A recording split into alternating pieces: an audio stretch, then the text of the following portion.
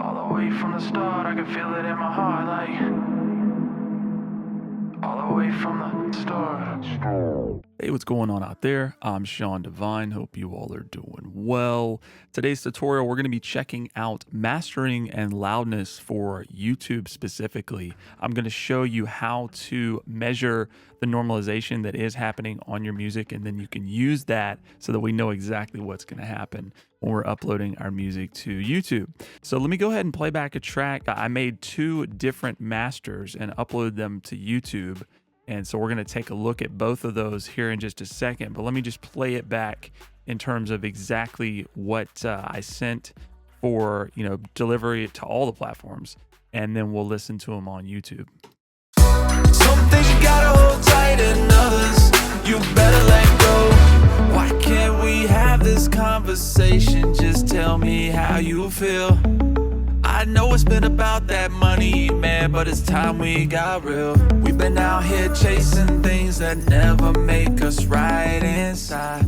Okay, so this was the actual master that I delivered. We're getting an integrated LUFS across the track of minus 11.5. So that's a little bit more conservative than I normally would. But I also made a version where I pulled this down to about like minus 8. And this is going to put us more towards minus 8, minus 9 integrated LUFS. Left the true peak just below 0 on both of these. Let's go over to YouTube, and I uploaded both of these. And so the first one that you heard, which is the minus 11.5 LUFS, minus 0.1 true peak. Some things you gotta hold tight and others you better let go. Why can't we have this conversation? Just tell me how you feel. Some things you gotta hold tight and others you better let go.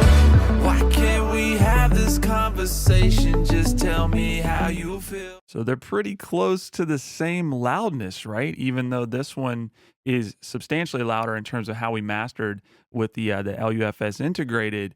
The reason is the normalization, of course, that's happening. Now, how can we figure out what exactly is going on YouTube with this normalization? There is a tool that we can access by right-clicking. So if we go there and then we go to Stats for Nerds, because that's what we are. We're just audio nerds. Nobody else is looking at this stuff. So let's open that up, and you're going to see that there is some info here, volume normalized. And then it says 100%, which that is just where I have this volume slider set. And then you'll see proportionally, it will adjust that percentage on the right, which that is the normalization that's happening. So that means to normalize it to minus 14 LUFS, which is YouTube standard, it is bringing it back to 75% or bringing it down 2.5 dB. Now, how does that correspond to what we uploaded? Well, look here. I uploaded at minus 11.5 LUFS integrated. It reduced it to exactly minus 14. All right, so that's all that's happening. So let's go over to the other one, and we'll do the same thing, and you'll notice that this one, which, again, I mastered it louder, is playing back at 56%. And that means that it is actually taking us back 5.1 dB. Well, guess what? Do your math up here. We uploaded at minus 8.9 integrated, and it reduced it 5.1. That would be exactly minus 14 LUFS. So now that we've established exactly what YouTube is doing, first thing I want to mention is that if you go on YouTube and you search for, the top 50 songs, US international chart tracks, whatever, you're going to find that almost all of them have some kind of reduction happening just like this to bring it to minus 14. Now, there is an inconsistency here. If you go and you search for an older track, some older tracks, less popular songs, and I've gone and played them back, and the normalization is not happening. They're actually playing back at a much louder LUFS, and they're actually clipping. My understanding is that they're not implementing this algorithm into some of those older tracks. Some of that normalization has not been implemented, but all the new tracks, this is happening. So it's going to be consistent. You're going to be facing the same normalization as everyone else out here. So with all that said, what would I suggest? What's kind of the best optimal way to upload your music for YouTube? to get the cleanest master, the loudest master, but the one that's going to have the best dynamics. And that is the key. And so what I would recommend is, put this at -1. Again, I just did this for the sake of the video. I usually put it at -1, but I wanted to make these strictly based upon LUFS. But leave your true peak at -1 just to make sure.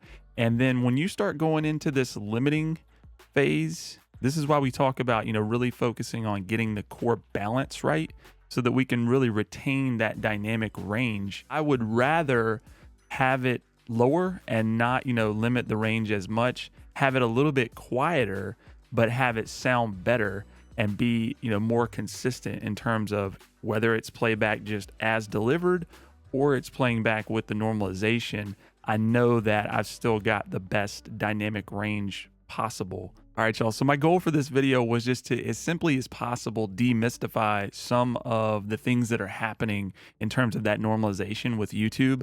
Thankfully, again, they give us, these tools like the stats for nerds, where, you can see what exactly is happening. And, this might encourage you to, bring your LUFS back a little bit for YouTube. You could always do a different version, but I've just found it's really not worth the effort to do that, because if you optimize your loudness and you have the best dynamics possible for the master that you're going to be delivering everywhere, then the reduction's really not going to be that much of a difference. I'm not concerned with that, because if I go and I look at, again, 95% of the songs out here, they're being reduced by twice as much as that. At the end of the day, y'all, people are coming to YouTube to listen to it.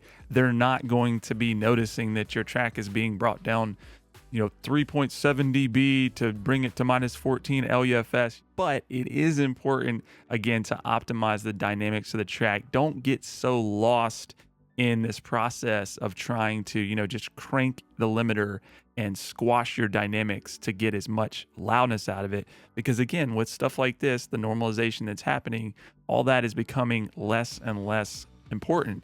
So it's actually a good thing, because we can focus now on getting the most dynamic track possible. So anyways, y'all, if you have any questions about mastering your music for YouTube, feel free to leave a comment below. If you learned anything in the video, please like, subscribe, and consider sharing. We'll talk to you soon.